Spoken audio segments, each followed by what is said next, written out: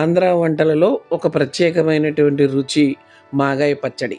ఎండబెట్టిన మామిడికాయలతో తక్కువ సమయంలో తయారయ్యే ఈ పచ్చడి నోట్లో వేసుకుంటే అసలు ఆగలేరు. కూరు 2 కొంచాలు ఎండబెడితే ఒక కుంచుడు ముక్కలయినాయి ముద్ద కింద. అంటే హాఫ్ అయ్యే వరకుని ఎండబెట్టుకోవాలి. ఇప్పుడు అందులో ఒక తవుడు వేపిన ఆవాల పిండి కొట్టాను. 2 తవలేమో కారం పోసుకోవాలి.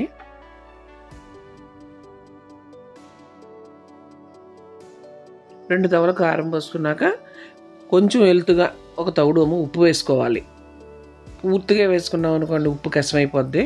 అలా కొంచెం ఎలుతుగా తవ్వతో తవుడు ఉప్పు వేసుకోవాలి.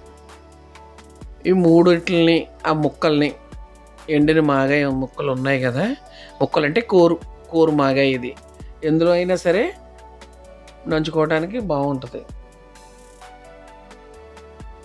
అన్నీ వేసుకుని బాగా కలుపుకోవాలి. అంతా కలిసిన తర్వాతన పోపు వేసుకోవడానికి మధ్యలో కొంచెం ఖాళీ పెట్టుకుని చుట్టూ అలా రౌండ్ చేసుకుంటే అందులో వెల్లుల్లిపాయలు వేసుకోవాలి. ఒక 1/2 కేజీ వరకు వెల్లుల్లిపాయలు కొంచెం చితక్కొట్టి మధ్యలో పోసేసుకోవాలి. నూనె మరగబెట్టి అందులో పోద్దాము. వెల్లుల్లిని కొంచెం కొట్టకపోతే అవి నూనెలో వేయగానే పేలుతాయి, అందుకని చిన్న దెబ్బ వేయాలి. నూనె పొయ్యి మీద పెట్టుకున్నాను. కేజీ నూనె అది. కేజీ నూనె మరిగిన తర్వాత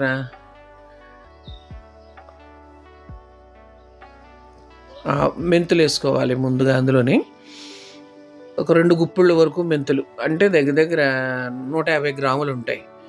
కొంచెం ఆవాలు, ఒక 50 గ్రాములు ఆవాలు, ఇంగువ. మాగాయ పచ్చడిలో ఇంగువ బాగుంటుంది. ఇంగువ వేసి తెచ్చి వెల్లుల్లిపాయల మీద పోసేయటమే నూనె. అప్పుడు వెల్లుల్లి మంచి సువాసన వస్తా వేగుతుంది. చల్లారాక మొత్తం అంతా అంటే మూకుడు సరిపోక ఇంకొకసారి మళ్ళీ వేడి చేశాను నూనె. ఇప్పుడు చల్లారిపోయింది. మొత్తం అంతా నెమ్మదిగా కలిపేసుకోవడమే. కొద్దిగా ముందు కాసేపు అలా గరిటతో కలిపేసుకుని తర్వాత మొత్తం అంతా కూడా కలిపేసుకోవటమే. అంతే. ఇప్పుడు మెంతిపిండి వేస్తున్నాను. చల్లారిపోయింది మొత్తం పోపు అంతా కూడా, ఎందుకంటే వేడి మీద వేస్తే కొంచెం చేదు వస్తుంది. 4 చెంచాలు మెంతిపొడి వేస్తున్నాను. ఆ పౌడర్ వేస్తేనే బాగుంటుంది. ఎర్రగా వేపి పౌడర్ చేశాను మెంతులు. అలాగే ఆవాలు కూడా వేపేసి పౌడర్ చేసి పోసాను అన్నమాట. మాగాయకి వేపుకుని వేస్తేనే బాగుంటుంది పౌడరు.